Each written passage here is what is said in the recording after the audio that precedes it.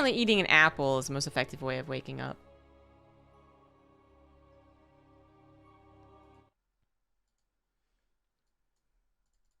I forget the reason. Anywho, best of 5 qualifying match. Whoever wins this does get into the TSL 8 tournaments. Whoever loses has to try again in another tournament, and that could be another region as well. In the bottom left of Hardwired is Team Envy's DRG. On top right, we have Psystorm Gaming's GuMiho. Still on Psystorm. Been on Psystorm for 6 years plus, maybe? It's been a long time. One of the, not initial pickups of Psystorm. Psystorm's been around for a long time. But one of the pickups that ended up bearing fruit, basically. Like, Psystorm has had a pretty good run of picking up Korean players who aren't quite dependable, I guess is still the right word. You know, they seem like they have some promise, and they are performing okay over in Korea, but they hadn't really done a whole lot. And then suddenly they do a decent amount. They're kind of picking them up at the right time. So GuMiho happened, I would say a couple years. I want to say it was a couple years before he won GSL, but still he was a really promising player. And then True was also someone that Psystorm picked up kind of right before. He did very well, I believe, at Montreal 2016, I think is when True surprised everyone and won it, and I think that's what brought him to the BlizzCon Global Finals. I think that was the storyline. I think. It's 5 years ago at this point, and I wasn't casting that one either, so I'm a bit out of the loop, just because it is easier to remember things when you're a participant. But anyhow, we have a command center first from GuMiho, so adding on the second gas alongside the first. Barracks will finish up at the same time. Orbitals will come around at the same time. And there's not really much that the Zerg player gets to do about this. Even if they had gone for a pool first, so a 16 pool, it doesn't hit before the command center finishes. So perhaps the best case scenario would have been DRG going for a bit of a cheese, so a pool first into a Roach Warren. Then you maybe could do something about it. But that's fairly unlikely nowadays. I know it has happened. It literally happened on Saturday. Quite a few times. Rainer was playing around with this build. But it's usually pretty unlikely. Usually Zerg players have kind of just conceded that they don't have amazing early game builds. The 16 pool is not worth it unless you're thinking maybe defensive. The Roach follow-up isn't worth it unless you're thinking your opponent just doesn't have very good defense against it, and they just don't do it. They just go for 3 hatch surprise Roaches, or that's kind of it, actually. That's the only thing I'm thinking of that I've seen. Everything else has happened. It will still continue to happen, but it's not the scariest thing in the world. So, funnily enough, I do feel like Terran players would be better off gambling more often with Command Center first into a fast third CC. But that's a lot to say. That's a lot to just be like, just do something insanely greedy, like more. Like, what are you doing, guys? That's potentially terrible coaching. So, we do usually have them go for, you know, third CC, but even that comes and goes as the Banshees find themselves back in the meta.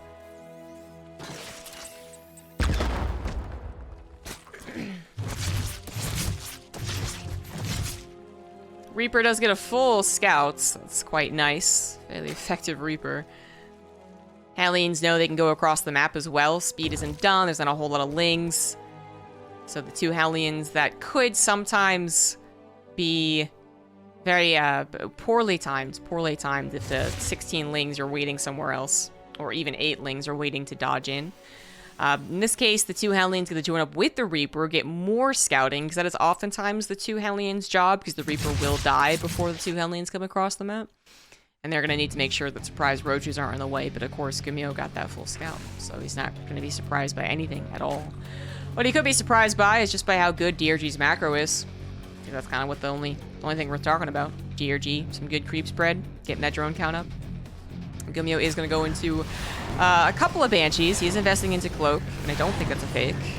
I wouldn't mind if it was, though. Oh, the Sim's a fake. Oh, I was watching the wrong upgrade. He's going to go into Mech. Double armor, he's on the way. Gets rid of the Overlord, knows that now nothing can see that he is adding on factories, not barracks. Very important timing right there. If DRG had used his Overlord 20 seconds later, that's really awkward for GuMiho to wait that long, because he is ready to place down his factories. He still could have, but, you know, waiting for the Overlord and watching the time tick by, it gets increasingly more frustrating. So for DRG to kind of scout at that timing was pretty perfect for GuMiho. And, ooh, gigantic lag spike, oh shit. Yikes. Well, if the players are feeling this, then they would say something.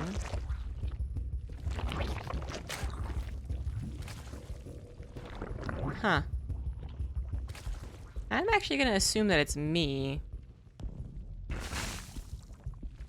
Although, I mean, I'm not getting any, like, drop frames.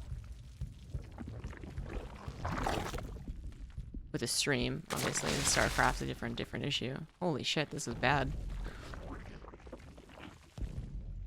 This is like a slideshow right now.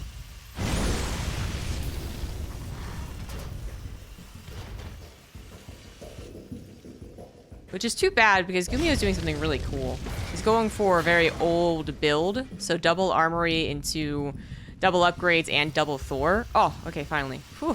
Alright, you just ignored it, it would go away. Into double Thor and medevac drop. So this is one of the oldest builds at this point, because it's like 6 years old. StarCraft's been around for a long time. Nah, I mean, people were using it up until GuMiho kind of won GSL, so I don't know. That was 5 years ago, I think. It's just been around for a long time. It has, and no one does it anymore because no one's going mech anymore. And when they go from mech, it's still not seen as that particularly good.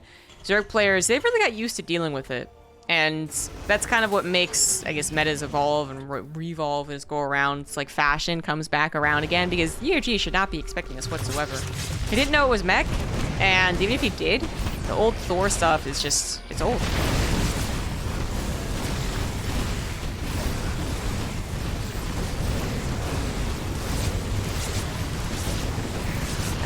Hatchery does get taken down. That is, I would say, the best case scenario for this push. And the Thors should probably just leave at this point. They are going to grab 2 more queens before going away. Not down, they just go away. So that is the most ideal situation there for GuMiho. That would happen a decent amount when this was a popular build, and then Zerg players are getting really good at predicting it and being ready to defend before it happened. And didn't necessarily make it a bad build if it didn't do a whole lot of damage, because you could still micro with it. It just became a point where, like, it didn't do anything. Kind of like the Archon drop in PvZ. It's not that it's a bad situation to have your Archons not do a whole lot if it's still alive in the Warp Prism and running around, clearing up even creep tumors. But it's still not great, and the game developed on, so it became more and more useless to try and make the build work when there was other alternatives. So GuMiho, he does this, and he gets a lot from it. He is, at this point, I would say winning, but not so much so that he just actually wins the game.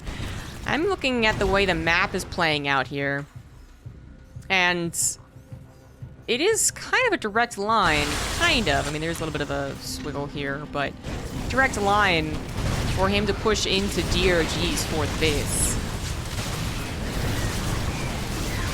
Oh, Banelings. I mean, they're going to get the most effective explosions possible, but on mech.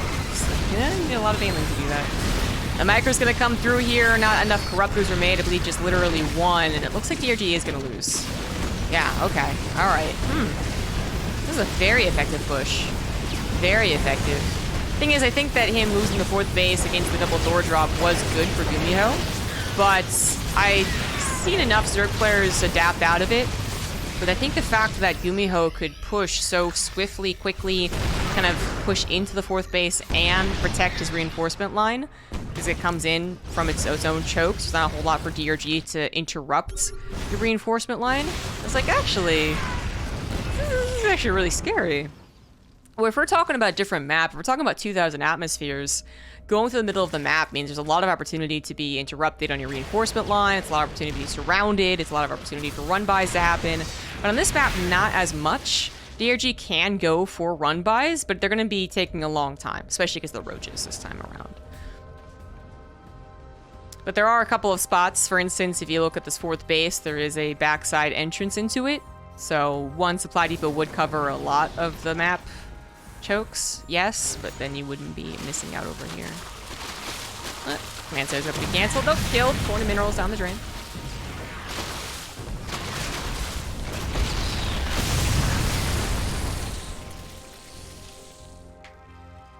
Oh, Maru almost won season finals with mech.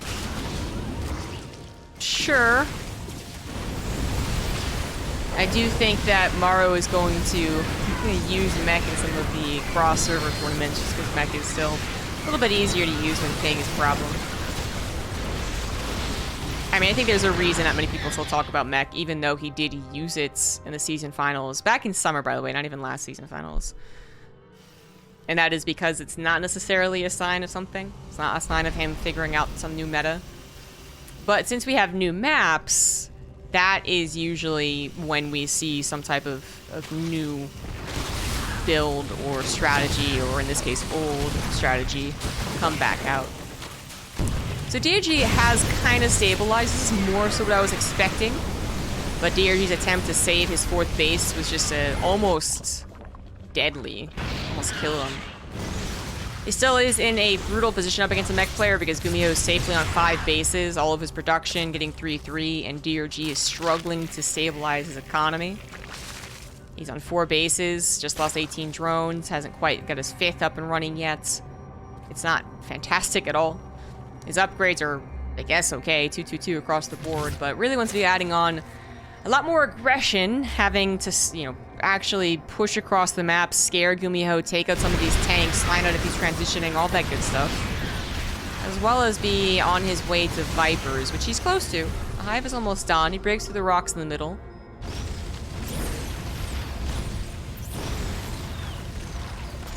Now we have some Cyclones being added on, which might be worth talking about, but I can't think if it's worth talking about positively or negatively.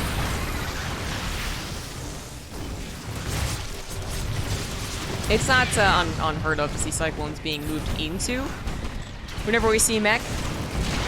And we think about the times where mech Cyclone handling was popular and how effective that was. But of all the things to do, I feel like turning into Cyclone mech is always the riskiest. It has to be a unique situation for it to be the better move.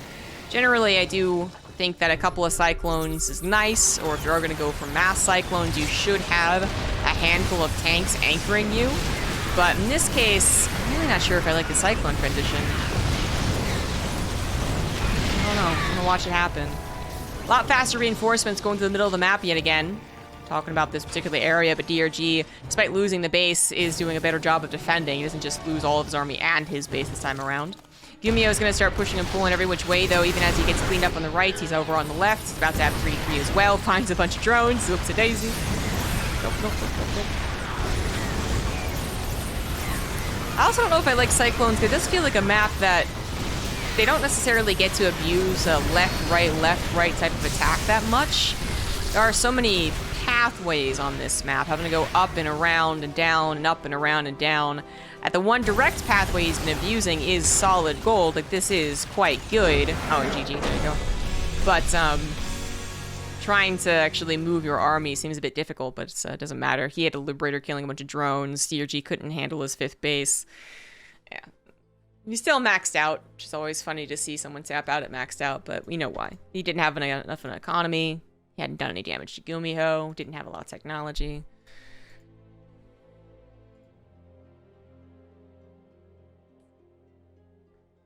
Fair's fair. GuMiho was in control of that game since, I would say, even since the beginning, when he got a command center first. Again, a build that oftentimes is gotten away with. There's very little that Zerg players are willing to go for as a plan when they think of their best of. Not many of them are thinking of really early dedicated cheeses and all-ins. They're thinking maybe of a later all-in, or they're thinking maybe of a little bit of harassment, but they're not thinking of ways to stop a command center first. And then he got the tricky stim into mech. Then he got the kill on the 4th hatch with the Thor drop. I mean, that game was all GuMiho.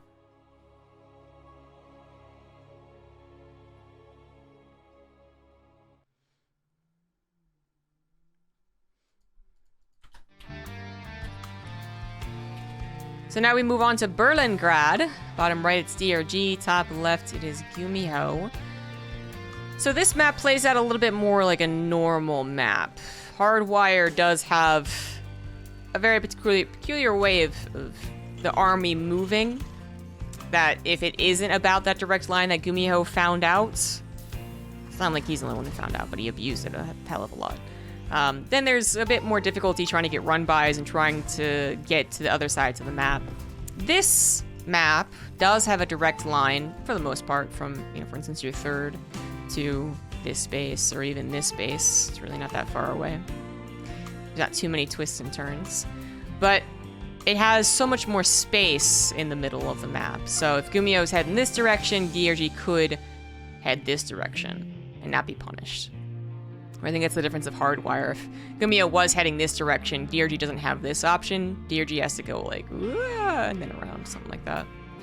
So it plays out, I think, a little bit better for, well, Zergs in particular. Zergs want the open spaces. Zergs want the massive amount of pathways to counterattack and clean up reinforcements without having to dedicate a large amount of time to the idea. If they want to set up a run-by and it takes 40 seconds instead of 20 seconds, it's obviously a big difference. So what I'm saying is it's going to play out very differently. But as far as having a direct attack path from third to third or fourth, I think it does still have it. And Terrans will usually abuse first with their positioning, with their tanks, the Liberators. And the other races eventually get to respond. So I do give Terrans like 10% more credit to win on these new maps until the third or fourth week, which we're getting into. So we'll see DRG make sure to stop any particularly abusive positions. Once again, GuMiho going for a command center first. And I gotta say again, there's just not much that a Zerg player would be pre-planning to stop this from happening. So just something you get away with. There was a meta back when Flash was playing, guys, so a long time ago, when the command center first was seemingly that light bulb turned on, and people were like, wait, they can't punish the command center first. Hold on here. And it existed for a couple of weeks, I want to say, and then Flash was doing it super consistently because he can get away with it in Brood War.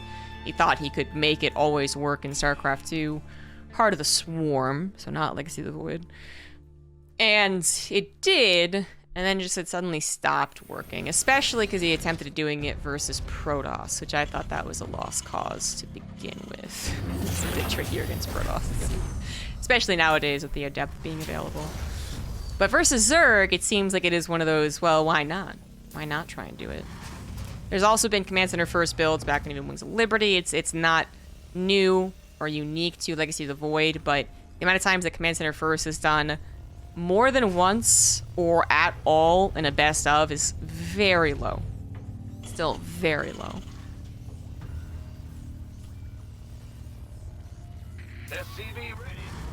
Hellions are going to get that first scout. Again, if DRG had gone for faster speeds, that would have hit his economy and his macros.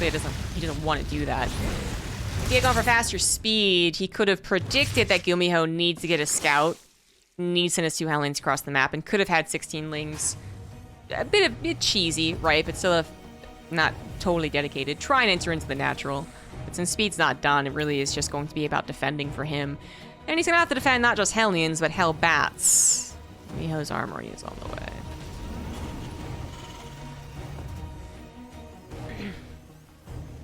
Overlord over here can't be stopped. It's going to see the Hellions moving out, but it doesn't see the medevac. Ling gets into the natural, but doesn't see the armory. Does see a late third command center, though. Usually that third command center coming down after 2 supply depots, not a third. Can sometimes be a tell if you're really paying attention. But now the Overlord over here is on the medevac, so kind of happening probably at once in DRG. He's getting prepared to deal with the Hellbats. GuMiho decides it's not worth it to go for it anymore, since it's not as much of a surprise as perhaps he was hoping for. So he goes for a Hellion drop and then Hellbats. Waited for a couple more on that right side. The Hellion drop is going to turn into Hellbats and hopefully find some really abusive positions. And there's the medevac micro as well. Lings do eventually clean this up. Actually, there's no queens to help out, so I don't think that's true. Absolutely 0 queens were there to help out. They knew that GuMiho would try something else, so they're trying to defend the other base, which they're doing. So kudos to the queens in at least one department here, but oh, nope, they take that back. F, you getting out. Getting F on defense. And of course, a lot of lings were made to hopefully defend, and then they died, and drones died. I mean, this is ultimately effective, I would say, for GuMiho, who manages to save the medevac. Ooh, the drones died. Saves the medevac, saves a couple of Hellions. That's useful for defense. Although in this case, GuMiho is going with mech, so he's gonna have Hellions no matter what for defense. DRG is not going to get any type of counterattack done, and DRG gets totally flustered. He takes damage after building lings, so he does just fall in the drone count on his way to recovery. But that's a big hiccup in his build order. GuMiho. 3rd CC is down, but not quite an orbital, so it's not totally game over, man. You're totally dead, DRG, but it is a bit reminiscent of the last game. We're just kind of from minute, well, in this case, minute 4, minute 5, with the Hellbat push. GuMiho's probably going to be in charge. DRG is going to be led by the nose. A very comfortable place to be. Does this win? That's a lot of queens, so I don't think so. If the Banshees had gotten more damage done before an Overseer was made, then maybe it does win, but fortunately the Overseer was there from the get-go. It's still a lot of queens that went down, but when you consider how many units went down from GuMiho.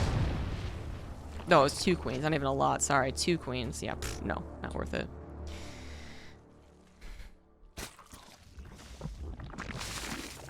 They were all types of clumped up. Some of them did get very low. But with that many units dedicated, even killing these 2 low queens, I don't know, that would have really been enough. Probably one of the more promising attacks when you start it, because the queens were all clumped up. But yeah, it didn't work out super well. 2 medevacs, not going to be made this time around. The 1 medevac died. So the Thors coming out aren't going to be able to go across the map and deal a bunch of damage. They are still, nonetheless, what he's choosing to do. Now, this can be tricky. It feels weird talking about mech mechanics at this point in StarCraft 2. It's been so much bio, and more bio. So, when you go into mech, you kind of want to make sure that you have the right first units, depending on the situation. In this case, Thors aren't necessarily the right unit, because DRG is bringing over queens. So, Thor Queen is not the dynamic I was talking about. The Thors might not be able to handle all these roaches, but the Banshees would have if the queens weren't available, right? But because he brings the queens, there's not even that last second defense of, okay, well, I barely held even though I lost a bunch of SCVs. That quickly turned around, by the way. DRG just massing up roaches and coming across the map was the totally perfect plan. And GuMiho, even if he had gone for tanks, he would have only had 2. No matter what, he would have had 2 okay units against what was coming.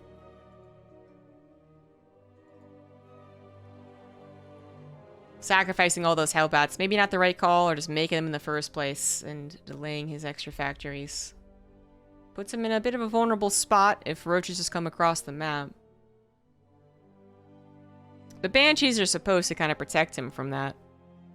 Especially if they get on top of the roaches before they head over to the other side of the map. But the Queen's coming along inspired.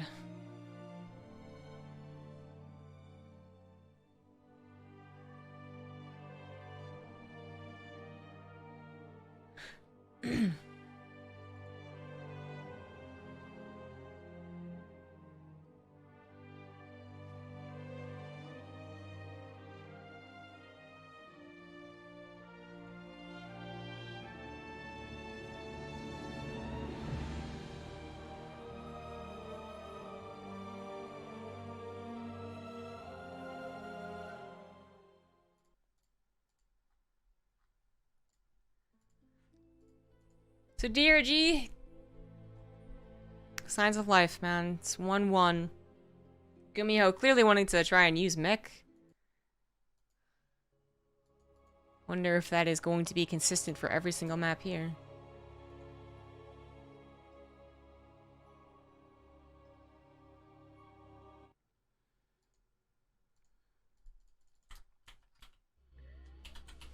Set up 1-1 onto Glittering Ashes. Well, if they are... Okay, well, probably just gonna be mech again.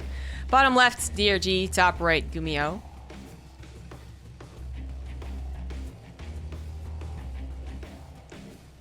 There's a benefit to doing mech on both shorter maps and bigger maps. Shorter maps specifically that have chokes to work with, totally fine for mech. Those pushes get a bit brutal, so we think about the hardwire game. And even some like submarine games back when we had that in the map pool. But for big maps, it's usually where you say that mech does better, because it gets all this time to defend from any aggression that a Zerg player would throw at it. That is true. If DRG tried the same build on this map, it would take an extra 4 or 5 seconds to hit. Could have meant that the Thors were properly protected by the Hellbats, which was another big thing that did not happen last game. GuMiho did not realize DRG was moving across the middle of the map and just totally out of position. And maybe he also, I don't know, gets some more Banshee shots on top of the Roaches. Again, under the assumption that he sees the attack coming. Would mines be good? Not really, no. Usually in Overseers with the army because Banshees have been made. And even if there's not, the amount of Widow Mines you can get usually doesn't result into too much effectiveness. If 4 Widow Mines could hold position to hit the center of a Roach army, maybe. That's almost never what happens, so... For Hellbats, at least providing buffer for some more powerful units like a Thor or a tank, that's usually what you'd want.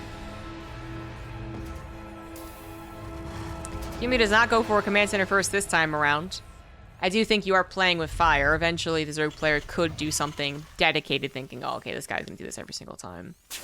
But that doesn't mean that GuMiho isn't gonna go into mech. It's still absolutely going to mech. Goes for a Reaper into double Marine. Really delaying this reactor. Okay, no, he's gonna... Okay, alright. Yeah. I was like, well, what's the point of that? He does that in a reactor, cancels the Marine. Could be a point of just making the Marine in case it is a pull first, and 6 Lings are about to show up. So he has 2 Marines instead of just the 1. Almost like the safety zealot of old.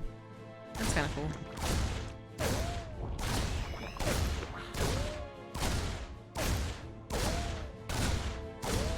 I don't think GuMiho was all in after the failed Hellbat push. I wouldn't even say it was... Well, you might be talking about the second one. The second Hellbat push? I think that was a failure. The first one I don't think was a failure. I think it's just if you rewind that game and you have GuMiho see the attack coming, see the amount of Roaches coming across the middle of the map, his Banshees start picking them off a little bit sooner, even with the Queens in transport. He just kind of does a little bit of a micro trick. And then he has his Hellbats in front of his Thors, and thus gives enough time for maybe SCVs to be pulled on top of the Thors. Maybe just actually abandon ship on the 3rd base, realizing he can't hold it, and then he waits it out. Because DRG was still very committed to that push. So if GuMiho took some damage, but not game-ending damage, he still would have been okay. No, it's not, it's not an unfamiliar situation as far as mech goes, to be caught like that. But it's kind of weird. It's like, not only is it 8:40 in the morning, so my brain's a bit slower, but it's also just having to talk about mech again is very odd. Even though I cast those season finals where Maru did it, even he was doing less old school mech. So it's just, trying to consider all these things. Fortunately, DRG is not a brain frog. He is actually using his brain and realizing what he has to do against mech, and he's shifted gears back in time pretty naturally by the looks of things. The first game was just one bad thing after another, bit of abuse of the map too, which is really cool. Second game did feel like he just kind of got into gear and was like, okay, this is how I'm gonna beat the mech player. So that's good. TRG does see the 1-on-1 setup into Banshees. It's just gonna predict by the looks of things that it's mech again. I think that is accurate. I think it is correct, 100%. Double gas is the natural. But I think for DRG, defaulting to mech is now the plan. Against anyone else, no. In the first game of the Best of 5, no, you don't default to mech. But at this point, Yeah, go ahead. Go ahead. And worst case scenario, he has to play roaches against a bio player, which isn't impossible, right? So it might be uncomfortable just kind of pacing-wise. Oh, grenade to bump things, yeah. No Overseer. It's a bit of a problem for these Banshees. The lair isn't quite done, so the Banshee... Wait, there's a problem with the Queens. There we go. But the Spore Crawler moves forward, and DRG still handling this about as well as you would expect for someone who does have that slightly later lair. GuMiho has already got his 3rd CC on location. It was Starport after 3rd CC, so pretty quick on that. Double Armory coming down, because he's a greedy boy.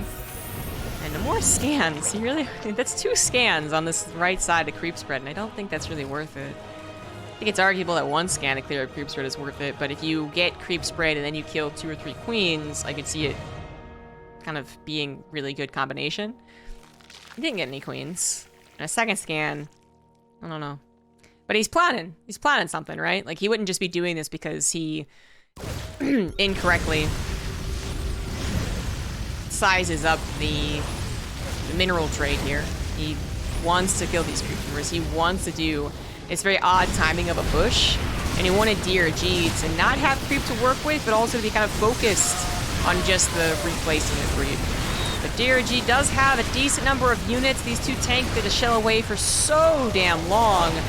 A lot of the Raptors went down. 3 Banshees providing a lot of damage output as well, but while this was happening, it is going to be cleaned up. GuMiho has taken 11 SCVs worth of damage. Big opportunity there for DRG. I think he might have basically won the game. If the 14 SCVs do not go down, it's not as bad. It still would be a, what, 93 supply versus 140 situation, and that looks terrible. Of course it does, but that's because we're talking about inflated roaches versus a mech player. And that is a supply difference that is something the mech player is going to have to be comfortable with, unless DRG doesn't go for a attack. If DRG is going 5 base, 90 drones, the supplies would be different. But no, this is a familiar situation for GuMiho. He's just supposed to have 14 more SCVs to work with. He's always supposed to be saturated on all his bases, and not using 150 minerals per round to build SCVs, but rather to build his factories. Now they're coming in late. He is getting into siege tanks. This is something he didn't do last time, and Thors are expensive and long building, and they don't help as much as the roaches. Tanks are what you want, and you also want to raise that supply depot. Uh-oh. Yep, game over. Even without the supply. Even with the supply depot, I think it's game over. GuMiho did not get his transition over into factories and tanks quite fast enough. Regardless of his SCV count, I think that is true. And this has always been a tricky spot for their Terran players trying to go into mech. I don't think doing the attack like he did was actually the right call. The attack, I think, was better against a Zerg player who is trying to do what I said, 5 bases, 90 drones. More power to you. But he kind of... Well, he did get some effectiveness. The 2 tanks did get 6, 7 shots, it felt like, and they killed a couple of Ravagers. We're talking about a very low production capability for a mech player. And sacrificing that even for what seems like a good trade, just the way that they're both going to build, power spiking of both players, it's going to favor the Zerg. 2 tanks in the high ground yet again are doing some fantastic work against the remnants of this Roach Ravager army, but it's not the end of the game here. DRG has a Muta transition in mind. Of course, he's done a lot of economic damage. 3rd CC not lifted. SCVs, funnily enough, are alive, so it wouldn't be terrible if he could get back to it. And if he was predicting this fire, GuMiho has not gotten any scouting recently. There it is. He sees the Muta. And he might not have actually seen it. If he had seen it. Okay, there we go. Thors would have been on the way. Still gonna tap out, realizing it take way too long to get there. And DRG takes 2-1. Yeah.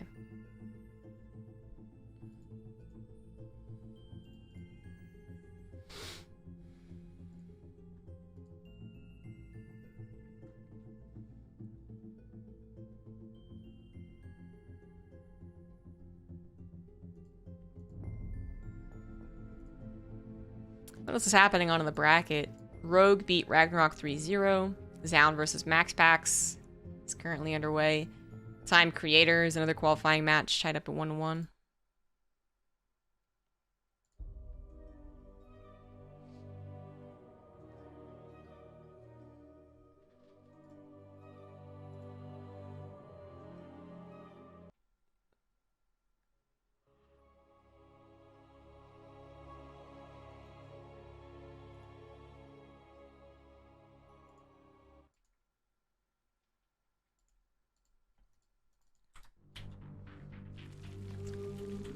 And now we go on to an older map, 2000 atmospheres. Top right is DRG, bottom left is GuMiho. GuMiho trying to make the mech thing work. I think fine. The first game was really fine because he really got a handle on it from the get-go. But the next two games, that Roach power-up, it's really messing up GuMiho. Specifically that third game, the last one we saw, I think GuMiho has that game happen to him, thinks on it for a little bit, and goes, you know what, probably not a good idea to do that. Because what it effectively was moving into a building army, which is not really ideal. If you think about the ideal situation for an army to attack, it's when the other guy just totally isn't prepared, getting a lot of technology, getting a lot of macro economy. That is the ideal, and of course it's very rare to find it that ideal. But especially when you're going into mech. Because there's not an evacuation plan for mech a lot of the time. You don't get to pick up your 16 Marines and 2 medevacs and go, okay, hurry up and get home and try and defend. Your tanks are sacrificed. So, basically saying, like, can you do enough damage to the building army to kind of start a snowball effect? They think they can handle it, they don't. They think they can handle it, they don't. Or are you going to get overwhelmed and then punished because your production's not nearly as good as a Zerg player with 3 hatcheries worth of queen injects? It's just how production's gonna work better for the Zerg. Their counterattack is going to be feistier than your little attempt to interrupt their economy or their build-up. So, yeah, I think that's more like hindsight, though. It wasn't guaranteed that DRG would play that way again. Build up a bunch of roaches, bring over the queens. But now it's one of those things where DRG is expecting GuMiho to play mech. GuMiho should be expecting DRG to play Mass Roach mid-game, try and kill him.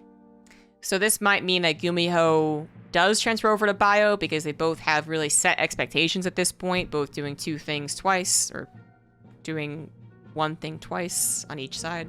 You get what I mean? And could just say, okay, totally gonna alter your expectations and go Bio, especially on an older map. Or he could go mech, which I think he is going to do, and then just play very conservative with it. So get some Banshees, sure, but not do any of these really aggressive Hellbat Banshee attacks or tank pushes.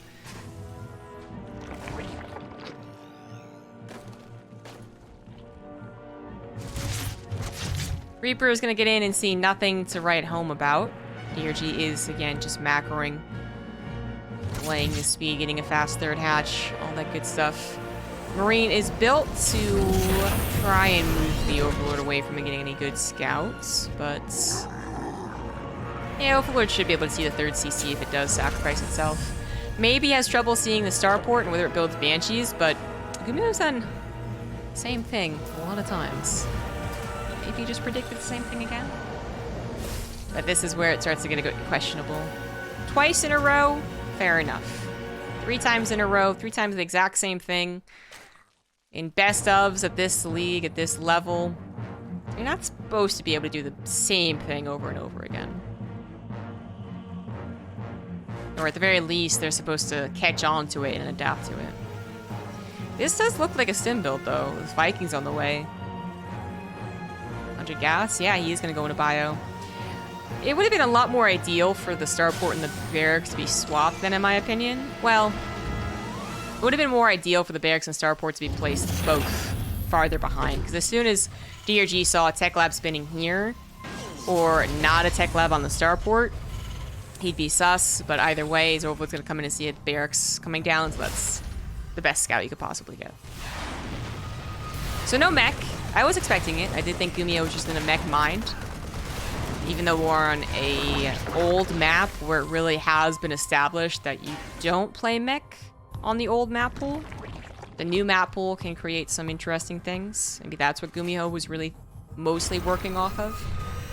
Or, like I said, he's like, nah, I think DRG's got a handle on this mech thing. I'm going to try and change over to Bio.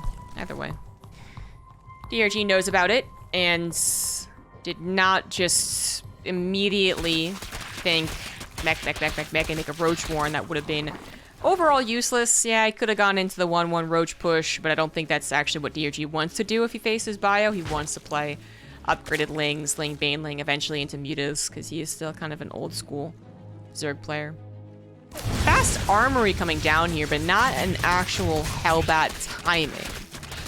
This is a twist on it for sure. So usually this reactor would have been transferred over to the barracks ASAP. The factory is, it makes 6 or 8 Hellions, and then it goes over to be a reactor producer. But instead, he continues producing from this and then adds on an armory. So, a little bit of a twist, making this very macro-oriented build a little less so, because you are losing the marine production in exchange for a potentially brutal, more brutal mid-game push. Because the Hellbats, if they don't have to deal with Banelings, are very effective here. And the Marine Fire can help deal with the Queens, which usually help with a typical Hellbat push. So, this is ideal. This is an ideal situation for GuMiho. DRG is just like, this timing's a bit odd. What the hell? Why do you already have Hellbats? Why aren't these still Hellions? And it looks like Queens might still just be enough anyways.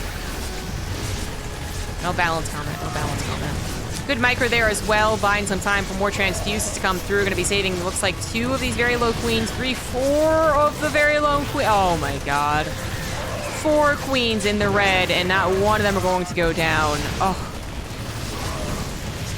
I actually thought that GuMiho might have found something, because DRG didn't have any ability to make Banelings. Now he does, so the second follow-up push is not going to work, but I thought that might have been a good situation. You know, Hellbats in this choke, backed up by Marines. The Lings should have been slaughtered, and the Queens, I thought were going to get pounced on. And once the Queen line breaks, when there's still, you know, 10 units left over for the Terran, that's often when we see a snowball happen, but apparently not this time around. Now, GuMiho, as I was saying, like, he doesn't, it's not a Hellbat attack all in, very dedicated to it. It does mess up his macro a bit, so he is still exchanging one thing for another. And, oh, he's losing SCVs back at home. I was gonna say, he might still be able to play this game out, because it wasn't so dedicated. It's not a 2-base attack, right? But it is dedicated in a different sense. There's a lot of minerals going into Hellions, which get increasingly less useful over time. And there's a lot of production time going into Hellions, which would usually be better off building up your Marine count. And then at the very least, you'd expect this reactor factory to start building widow mines, which would be a lot more useful. But, DRG seems to be handling GuMiho very well after the first game, after the first hiccup.